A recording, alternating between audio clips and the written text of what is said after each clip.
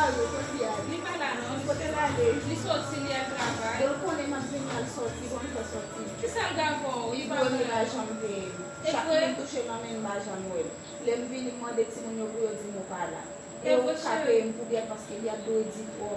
Però bien pas j'aime tout les Et gros. ce talon qui caché pour l'autre femme et va chambre pour la acheter. Isa! Son gars acheter pour lui acheter. Isa! Tu não acabou de ficar tudo de tarde menos uma coisa de capaz de vai. Não, mas é para tudo canal. Não, mas é comer. Vamos ver aqui, você tem de Chile, vai ter Chile. Ah, e bien, vous pas contacter Maria. Et ça fait. Eu vou levar En tout cas, donc, si on fait mon signal, il dit vidéo, regarder quoi de yo. eu vai embora, mas eu vou dar uma coisa para uma ter Chile, vai dar uma coisa de estar doido. O show, está lá, mas vim.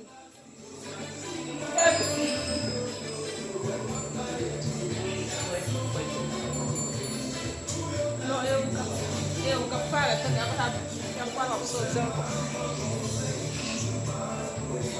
Mesmo o show, ele foi um boneco, ele vai doer, ele vai dar cheio para ele.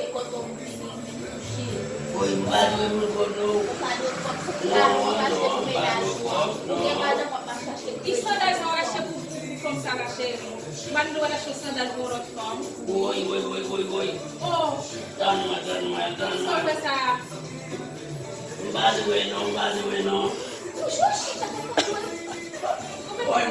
Oi, letienen. Mbalo bueno. Oh, mas Ayama kawana mbuya. Saka makabanda. Ayama kawana mbuya. Asa batun makabanda. Oui. Menale. Vai chegar essa patra. Vai isso. Alors, on s'est mis touché comme un béni, madame, il faut mettre une chic. O que que é? Parce que comme il est en a, on fait faire comme. Não, diz que você é dessa patra para o El Chewi. Il s'agit de ça parce qu'on pas Dieu pour l'autre femme l'acheter. Mas o menino vai meter bien Deus, eu vou fazer pena. Pas de garder à payer pour faut payer le droit de payer. Mas é como tu vai dar mais como Chewi, como tá pelo que paguei.